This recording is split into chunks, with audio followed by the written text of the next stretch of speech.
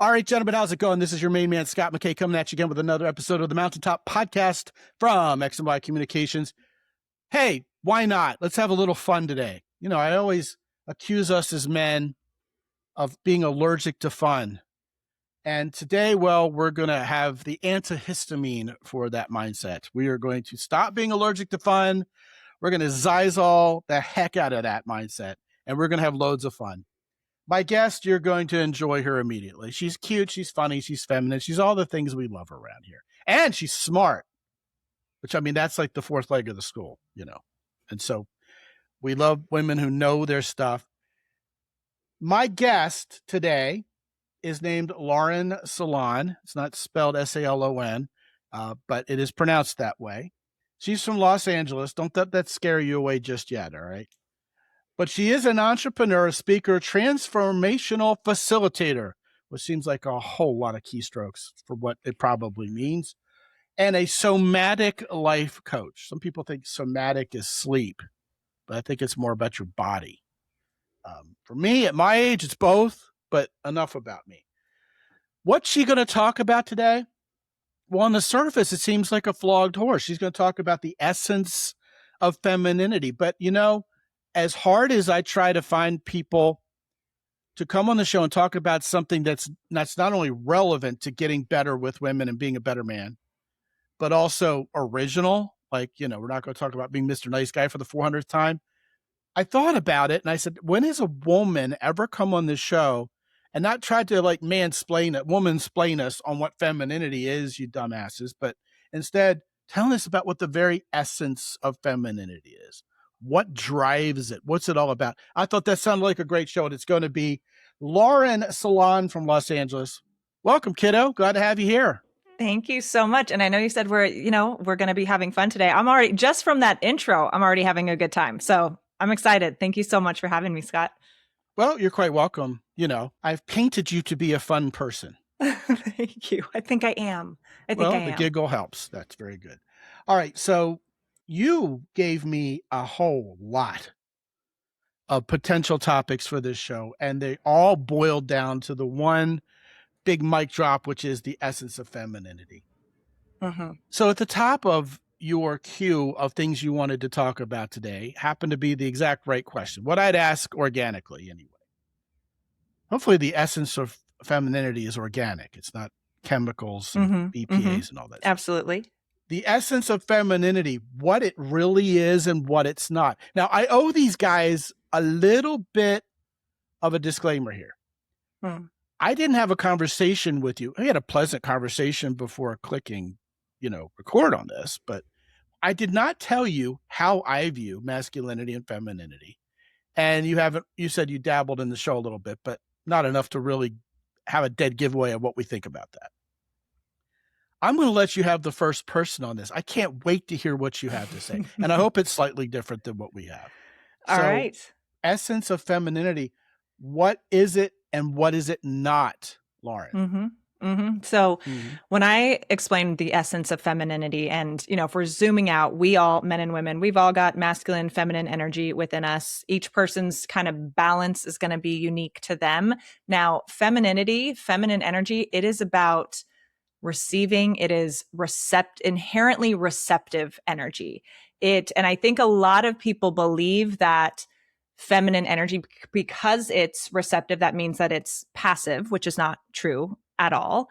And feminine energy, so if it's both receptive, but it's also about being, whereas masculine energy is going to be more about doing, right? That penetrative energy, feminine energy, receptive, being, and so anchored in creativity as well. If you just think from like boiling it down to a very biological level, right? From creating life. So all of those things kind of like on a very simplified basis, it's receptive energy.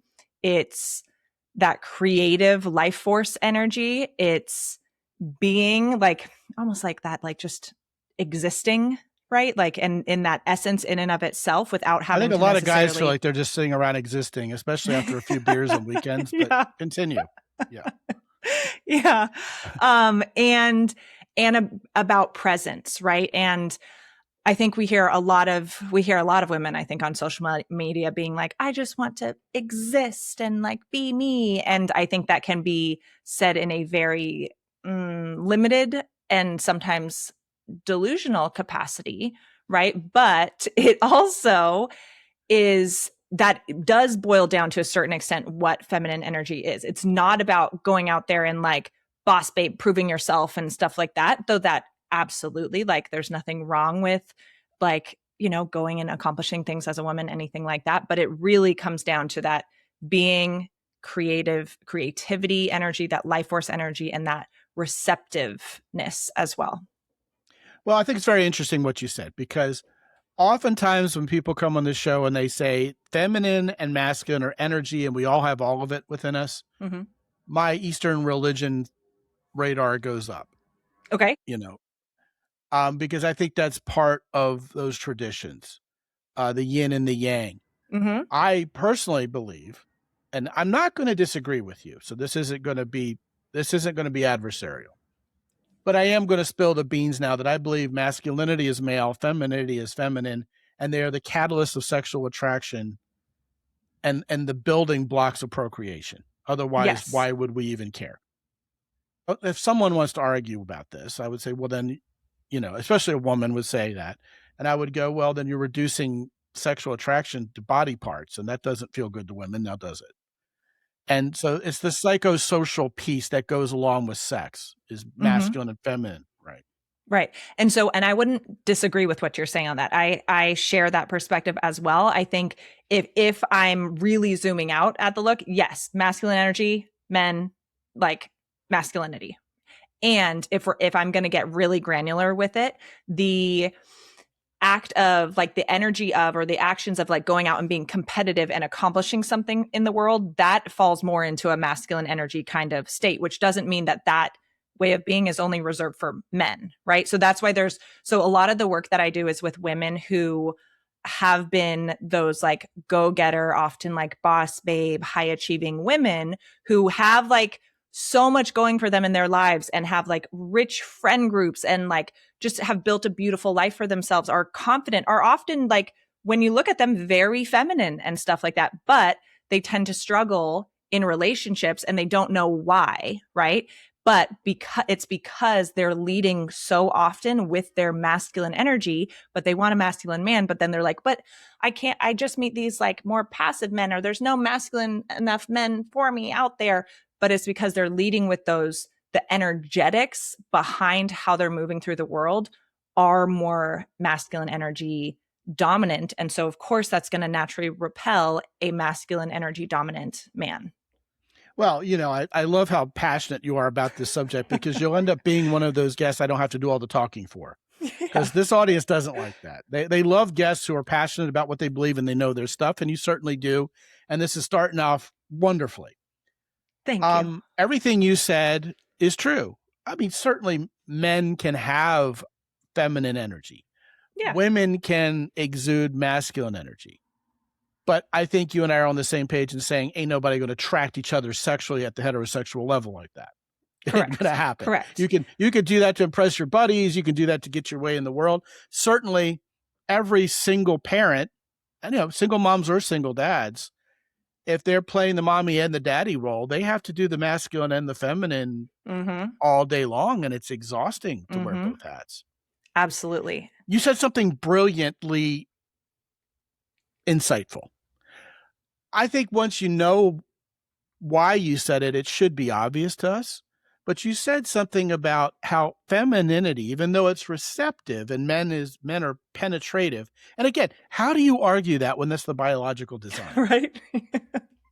I mean, it actually bolsters my argument, my position. I don't know if I even have to argue it. I don't see how it's even controversial, yet it is, that masculinity is the catalyst of feminine sexual attraction, vice versa. This is the psychosocial representation of the physical act. They all go together. We're not just physical beings. We're spiritual beings, psychological. We're mind, body, soul.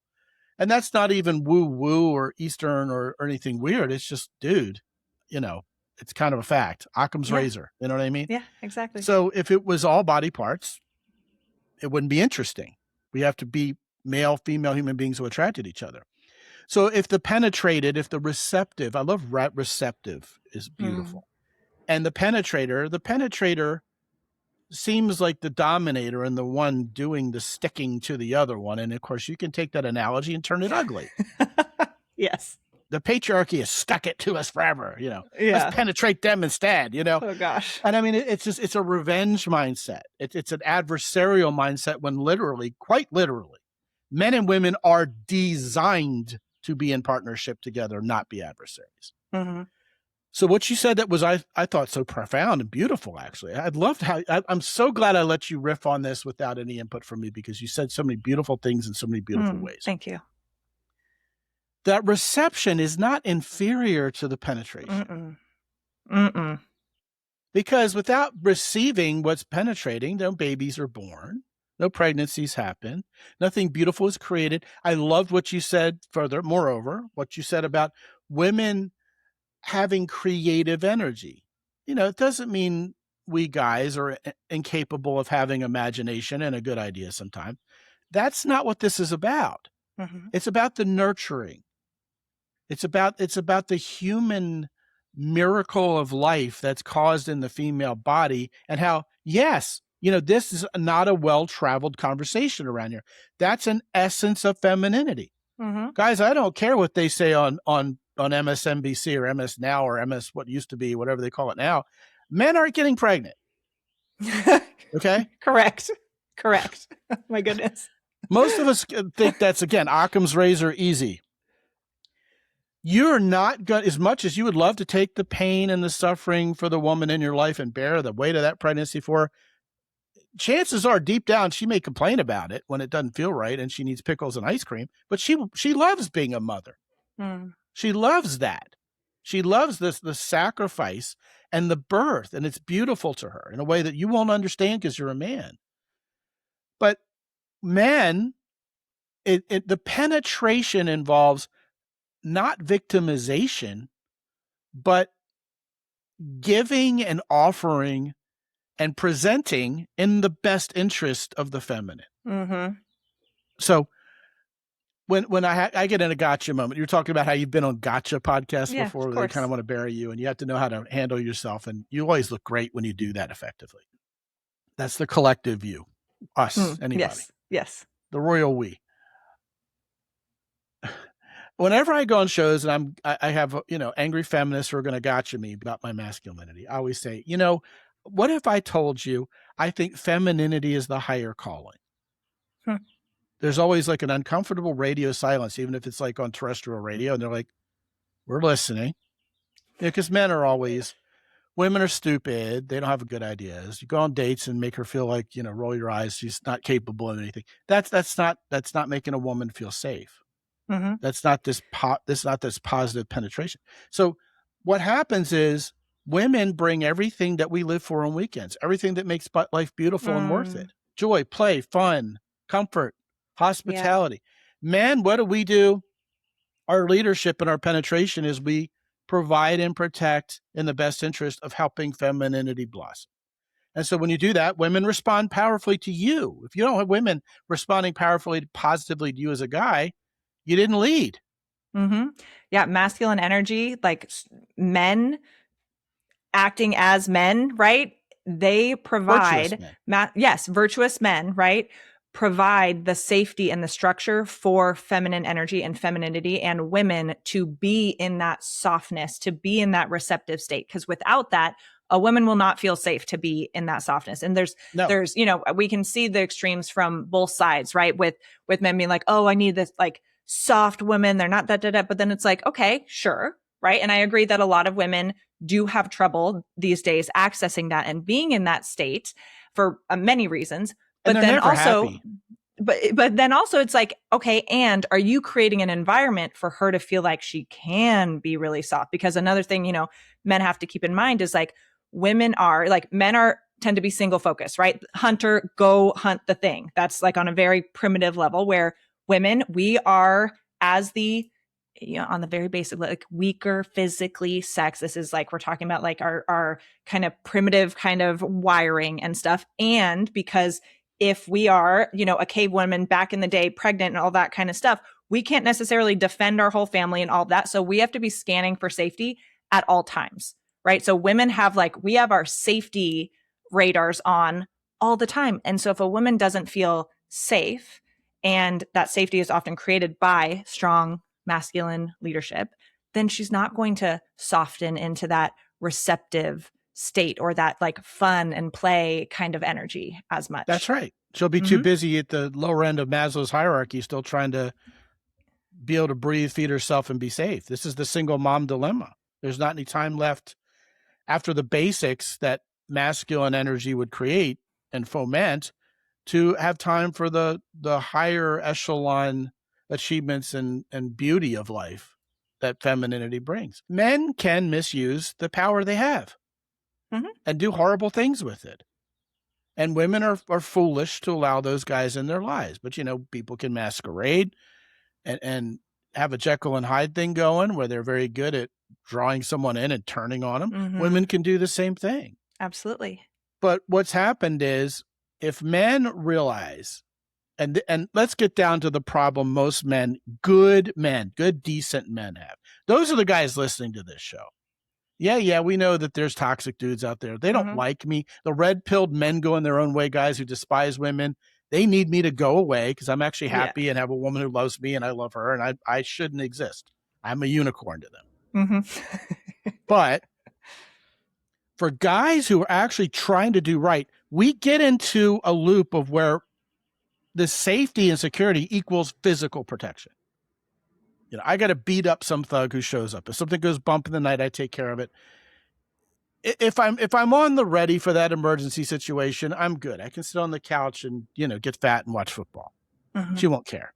But that's not it. There's this emotional security. Yes. There's this mental security, psychological and spiritual security. And men overlook that much to their own peril. And then they wake up one day and they have a nagging wife and they wonder what they did wrong. Exactly. Like the physical safety piece is one part of it. Yes, that is a part of it. And it's an important part of it, right? Like we want to know like, oh, if we're out in the world or at home, someone tries to break into the house or we're out and someone tries to do something that you're going to be able to handle it or like put up a good fight to like keep me safe. Right. And it's so much more than that because that's a pretty like unlikely scenario, right? But it is that. Well, hold on. I want you to continue about what it's more than that, but I want to say something important so these guys know because not every guy listening to this is 6'4" and a pro wrestler. Yeah. I'm not very big. Don't think I'm bad. Don't box, no karate, but I always have a plan. I'm always composed. I don't freak out.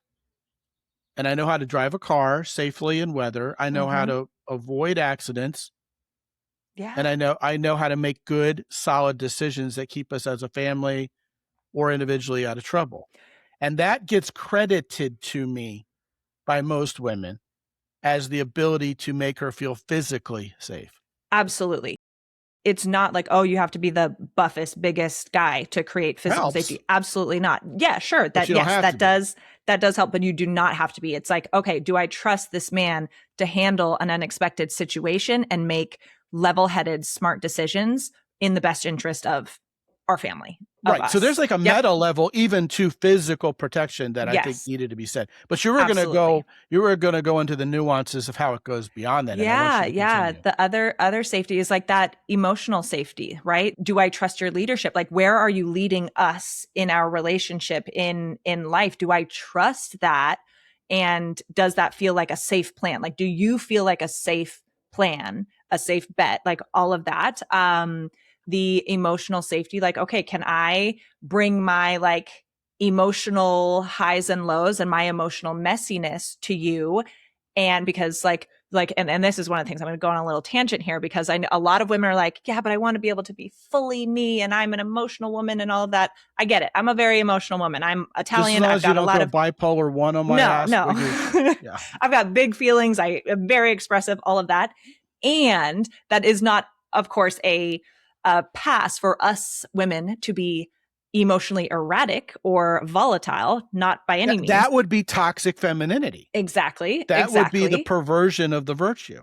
Exactly. But I also want to know that I can be emotional and like feeling things in a really big way, and it doesn't like completely overwhelm my man and like blow him over, because little old me is going to overwhelm that big strong man. He can't even handle little me and having a little meltdown, right? Like, and not that that's happening on a conscious level. And again, a woman, like, we have responsibility for how we manage our emotions and how we bring that to our man.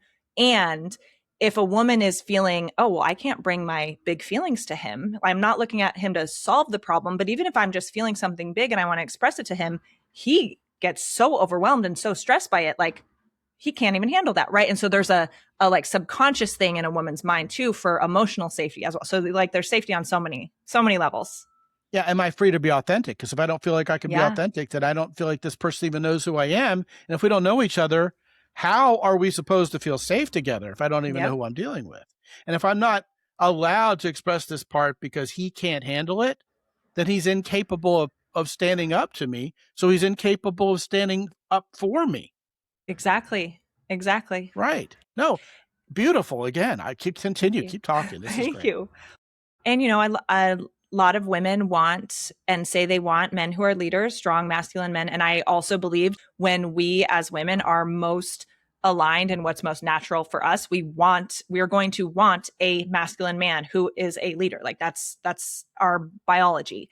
And so when we're in that place, right, like it's knowing like, okay, can I trust this man's leadership and where he's taking me? And there's so much safety in that. And so like I was saying, like if I feel like my little emotions, not little, but big emotions, like little me can blast him away, then not safe. I think a lot of guys get caught up in the transactional element of relationships nowadays, and that's so unfortunate. Yeah. I mean, Generation Z, a lot of them, and this is well traveled on this show, but for the benefit of you who haven't listened much, you know, they don't even know what connection means anymore. It's just, what can I get out of this? So, I mean, will they pay my bills? Will they take care of me? Will I have sex every night? What's in it for me? The whiff them. Yeah. And a man who's providing and protecting cannot be selfish about it. Does that mean you never spend any money on yourself and you fall on your sword all the time? No, not really. You know, we talked before we clicked record on this, how I just bought my wife a present. But it was only after I bought myself the men's version of the same thing. So I figured I better buy hers. I mean, that's allowed. You know, you can do that. You don't have to fall on your sword. It's just make sure you think of her too. But, you know, you don't blow all the money on selfish things and leave your family hungry. You think of them first. And you make decisions that are in the best interest of, you know, first your wife, first your girlfriend, first date. I make decisions on behalf of women I don't even know all the time, just because I'm in this mode. Make decisions on the behalf of your family that are going to make them feel safe and comfortable. And I've noticed two things. First of all, when a man does this routinely, you know, 85-15, he gets it right most of the time. Women will let him. Yeah. They're glad to let him make the decision. They're glad to have it off their plate because they know it'll work out. And the second thing I've noticed is a lot of guys have gotten too wrapped up. Again, in 21st century, the lack of Western world, the state of things right now, we lack the ability to think critically. So because the media feeds us all or nothing headlines, this side's good, this side's bad, unequivocal, no middle ground, we start thinking that way about everything.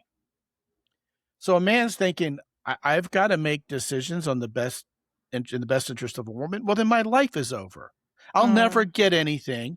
I'm going to be some sort of simp who's just doing things for this woman, and she's just going to take. There's no trusting of the system. And there's especially, wait for it, no trusting of how much like a man and how satisfied it makes you feel to be that guy and have it received powerfully. Yeah. Oh my gosh. Okay.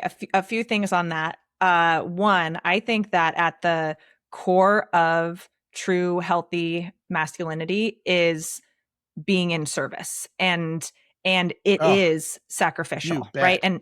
And for me, that's also very like biblically based and stuff like that. But Sure. it is about like putting your wife first, your family first, all of that, and not necessarily at the detriment of yourself, because in that partnership, you should be getting poured into as well and respected and acknowledged and everything like Right. that. The feminine gifts come as a gift. They're gifts. They come as a reward for you providing the safe space for those gifts to flourish. We as men, femininity is the higher calling. Femininity is the more important part. We're the enabler. We are the enablers of it. But importantly, we are the beneficiaries of it. Yep. We get to enjoy it. Yep. Sexually comes to mind. The things you do for us, the softness, the recharging of the warrior's batteries. Yes. And feminine energy is an amplifier, right? So, so I believe like what a man as the leader, what he pours into his woman, that gets given back by a good woman, right? Gets given back even bigger. Disclaimer, we do not coach broken people around here. Exactly. If you're broken, you need a shrink. We're not a shrink. We're coaches. Well, and that's, you said there's so much fear of like transactional relationships and a lot of that happening. And I see it from both sides, right? Like men having that fear and having had those experiences, but then women also pursuing very transactional dynamics and stuff like that and wanting that. And I think so much of that problem is happening because of social media. And you see, I actually did a video about this on social media a couple of weeks ago, with so many women on social media are taking advice. This might lead us down an interesting path, taking advice from like sugar babies, escorts, things like the women like that, who are not saying that that's what they're doing. They're like, oh, within the first month, you should be paying all your bills. You're like, that's not a realistic expectation for people who are dating in a normal, healthy way. Stop putting that messaging out. It tells people that what they're doing is okay. It legitimizes this horrible direction relationships are going in. And it makes a lot of women who are looking for real healthy relationships think that that should be one of their expectations, which is ridiculous. And then it makes them feel like they're stupid for being old school. Exactly. And then of course, or it's an insult. Yeah. And men being like approached in that way or having women say those kinds of expectations, like it's such like polar, like extremes of things that have caught on a lot. And so we've got the like, I think the like, a lot of like male red pill incels, like with their talking points, and then also like femcells and their ridiculous talking points on the other side. Yeah. The feminism at the expense of manhood. Angry. Anybody's angry. Yeah. I do not know anybody. Maybe you can shout me down, but I don't know anybody who despises the other gender who's happy. Yeah. I know none. I know zero. I have. If you're out there listening to this show, please come on and be a guest. Prove to me you're actually really happy. People will give lip service to it.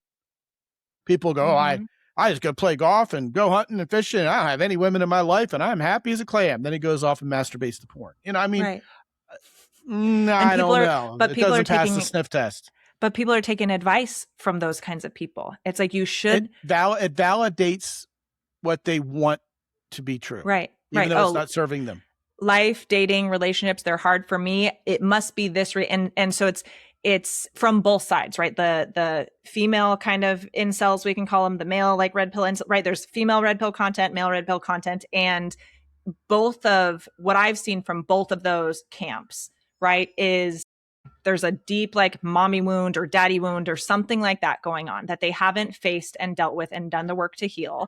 And so they're taking it out, right? So their behaviors are clearly, projecting that. And there's also, you can just feel, as to your point, you can feel the disdain for the opposite sex. Like they want it so bad, but they also just like have such a resentment toward the opposite sex. And they rarely have healthy, sustainable relationships either. And yet these people are surprised when they can't get anybody who's of the other gender to like them. Yeah. They don't like any of them, and they want something different, especially men, because they're leading. Right. Oh, yeah. No, you're right on the money. By the way, whatever's going on in downtown LA needs a man to come provide and protect out there.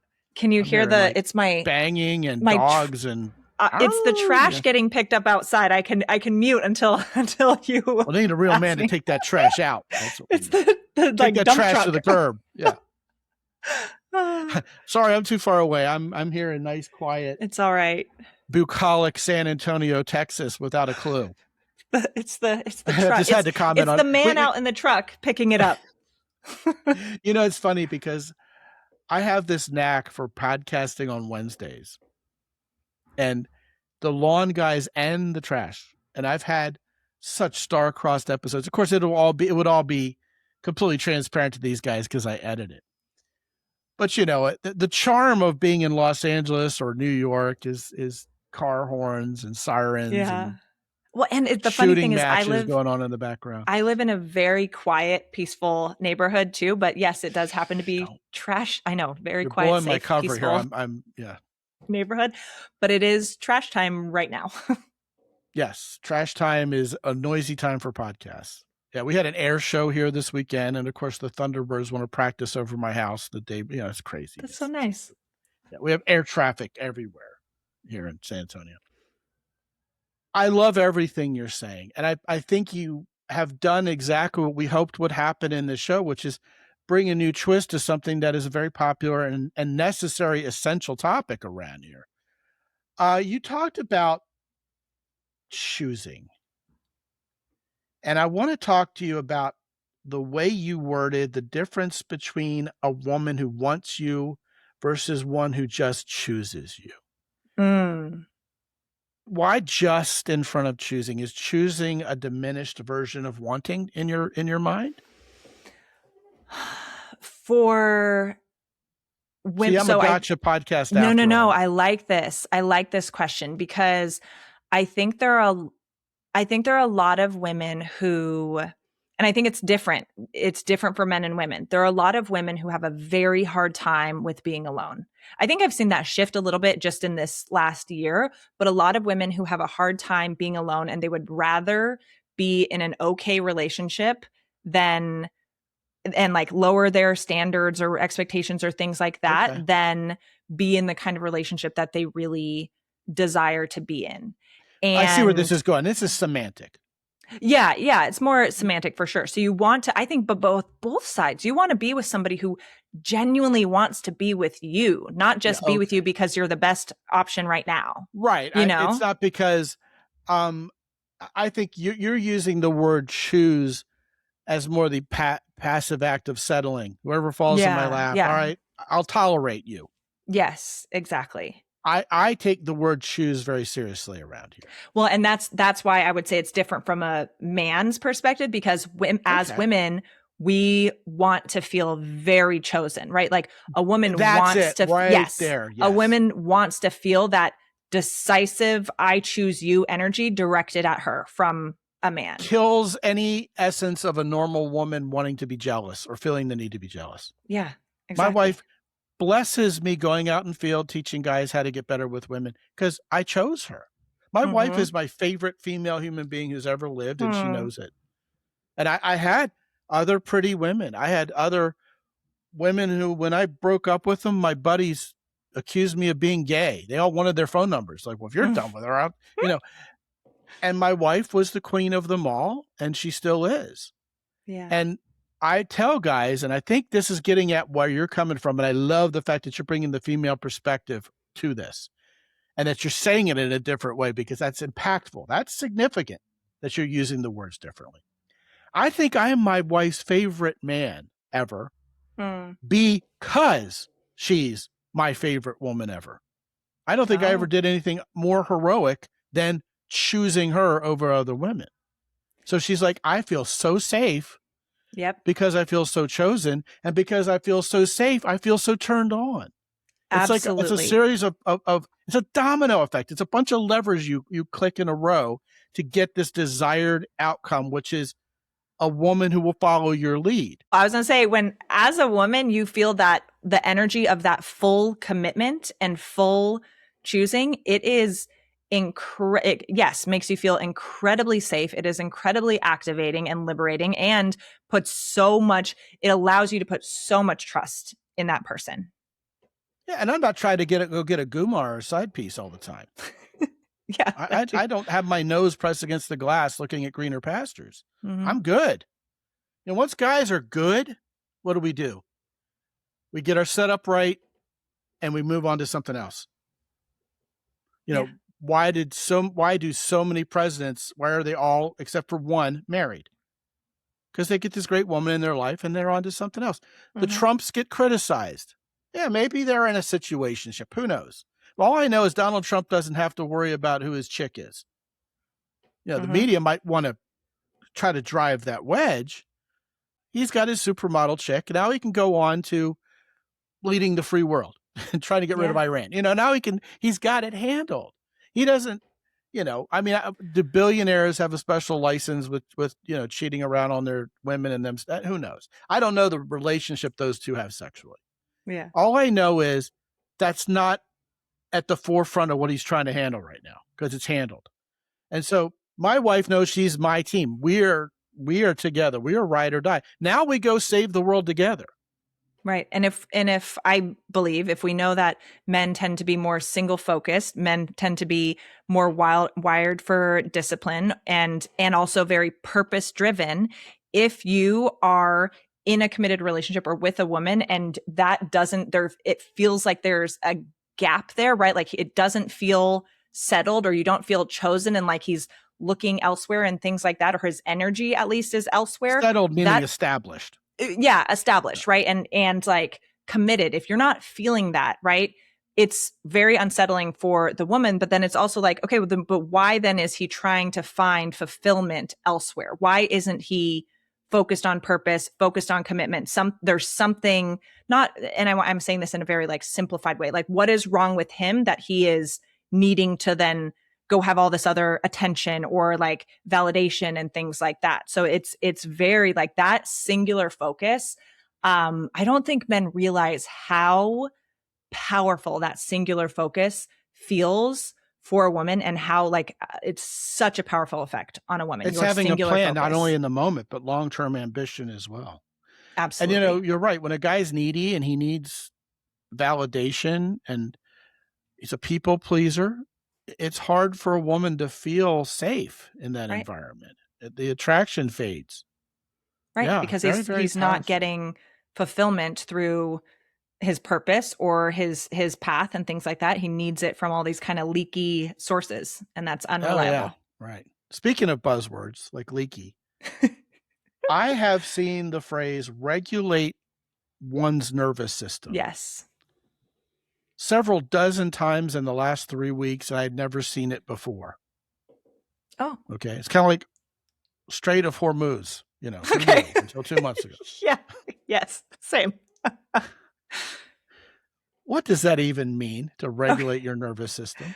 So and why is it so important in your practice? Absolutely. So if we're zooming back to the intro, talking about somatic healing and somatic coaching and stuff like that. So somatic, no, not about sleep, but sleep can be a part of it. But somatic is about working with the body, and specifically working with the nervous system and subconscious mind. So, you know, we're going to get a little like into the sciencey, like geeky sciencey stuff, but so much of how we operate is driven by our subconscious programming, not by our conscious decision making, right? Like the conscious mind, like if we picture an iceberg, right? The tip poking out of the water, that is like the conscious operating system. The majority of what we do, how we think, how we act, how we feel on a day-to-day basis is unconsciously driven. And so when we find that there are like, if you find yourself repeating the same ineffective patterns or habits over and over again in your life, like, you know, talking about, you know, if you find yourself in bad relationships or choosing the wrong person over and over and over again, if it's like twice, okay, maybe you made a couple mistakes. After, you know, once you start getting into like the third time, there's something going on inside yourself you need to figure out, right? Yeah, there's look in the old mirror. There's a pattern. Exactly. And so sometimes when we have these things like, oh, consciously, I know that I shouldn't do XYZ, or I know that was a bad idea, or whatever it was, it's because there's like some sort of kind of program running in our nervous system that is leading us down that path, because that's what the nervous system sabotages our masculine energy and our ability to be attractive. Yeah. Absolutely. And so with that, like the importance of regulating your nervous system is, you know, it's to simplify it, is if you have certain triggers in your life and you notice like, oh, anytime my partner says this or this happens, I just feel really stressed and all this kind of stuff.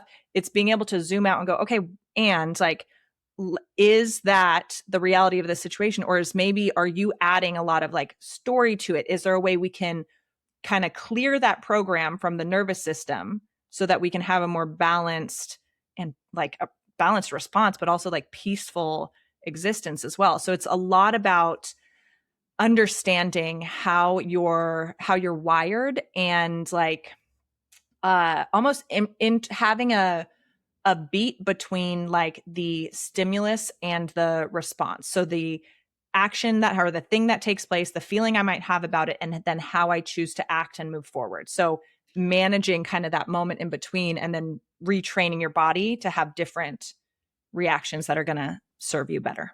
Sure. I think that's a wonderful explanation. The Sopranos, as wildly popular as the show was, yes, loved made Alexei Thymia famous. Men like, Tony Soprano have no control over their emotions. They don't understand their emotions. They can't regulate their emotions because they don't even know when they're there. Mm-hmm. So alexithymic men have absolutely no contact with their emotions. They're not in touch with their emotions at all. So this idea of regulating one's nervous system, it's the equivalent of having a jet engine with no backup system, and you don't know if it's running haywire or not, versus having backup systems on backup systems to make sure this thing doesn't crash. And I think it's extremely masculine for men to have nervous system regulation and know where their mental triggers are, and to install new ones, which is big for us around here. You can change a habit.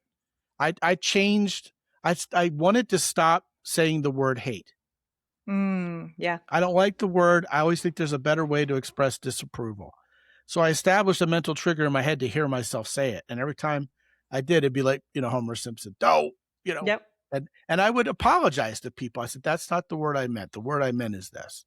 And they were like, okay, dude, whatever. And I'm like, well, it was for me, not them. So I could establish that habit by speaking it. And I think guys can regulate their nervous systems and help create the better version of themselves simply by setting those triggers and creating new mental habits. I think you hit the nail on the head. And a lot of guys really need to do this. And what I find impressive about this whole conversation is you work mostly with women, no? Yeah. Yep. Yeah. Good stuff. I want to send guys to your website. It's frilly and it's pretty, but you're smart and awesome in the best sense of the word. And I think guys have a lot to learn from you, and would probably like to dive in a little bit more about what you're talking about, because you have a whole litany of things that are very, very interesting that we haven't talked about yet, that you gave me as potential talking points. And I'm going to formally invite you back on to finish the list. Once you come back. I would absolutely love to. This is great. I would love to, for sure. Yeah, it's fun. Thank you. MountaintopPodcast.com/essence. We've had a Lauren on before. ESSENCE. Your name is your .com. You have one of those names where, lucky you got to get your name. You weren't, no one, no competition for it. Lauren Salaun, you weren't pretty Jane straightforward. Jones or anything. Yeah. So LaurenSalaun.com. What are they going to find when they get there, Lauren? Like you said, I do have a lot of resources for women, I have an amazing texting guide for how women can communicate more effectively from their feminine energy, so that they can. Guys, you want to be a fly on the wall for that. Sure. Get it, guys. Come on. Give it to the women in your life, right? Oh man, that's like getting KGB information on the sly. That's amazing. But it's but it's not, here's the thing, because I know a lot of people can look at the stuff that I do and be like, oh, it's all strategic to try and like trick men, but it's not. I'm genuinely trying to help women. Yeah.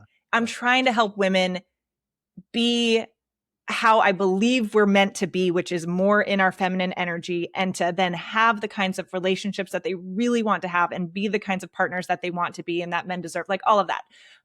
But yes, what you'll find on my site, I have various programs, things like that. If I have worked with men in the past, so you can schedule a coaching call with me if that would be helpful. I have my own podcast, which will be coming back.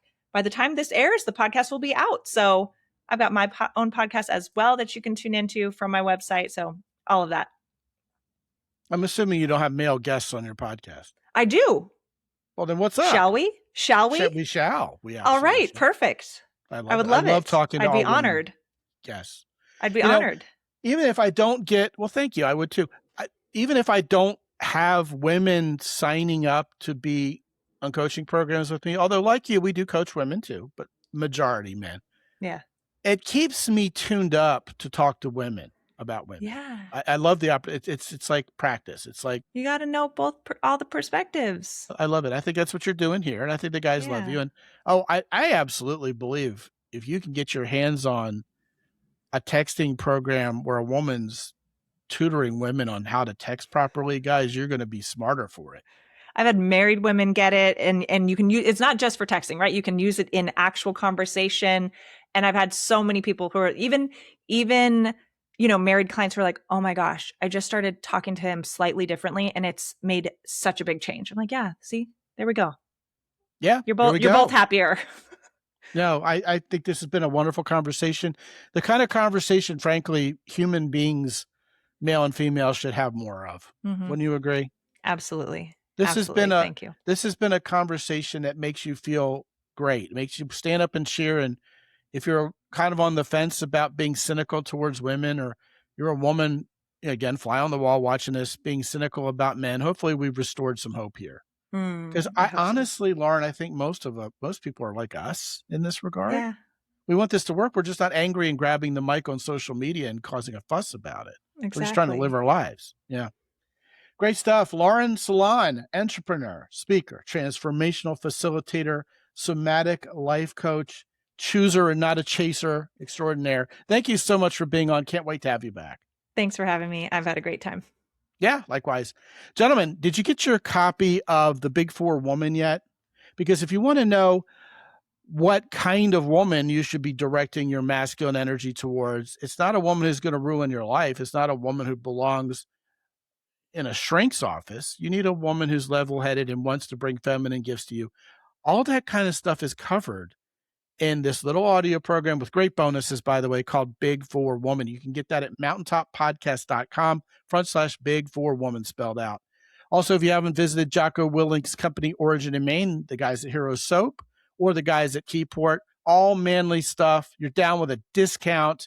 Mountain 10 is the discount code you use to get an additional 10% off from all three of our longtime sponsors. And guys, they've been sponsoring this show for years because I love what they do. You know, I will not have sponsors on this show that I don't believe in their products. It'll never happen. And so the partnership there is very real. I use their stuff daily, all three of them. And I think you ought to too. All the links to those guys are at mountaintoppodcast.com. Also, check it out. After many, many years, I've switched out the little gift I get to you when you sign up for my newsletter. Because a lot of you guys, I know you need a pattern interrupt. You're used to seeing the same thing up there, sticking point solved. Yeah. No. Now I have a 5-minute read. It's called 5 Things You Can Do Right Now to Be Better with Women without memorizing anything or learning any new skills. Just right now. You can just, boom. It's called Flip the Switch. 5 Things You Can Do Right Now. And I want to give that to you for free when you sign up for my newsletter. When you get on my newsletter, guys, it's fluff free, and you're going to get a new tip every day for being better with women, being a better man.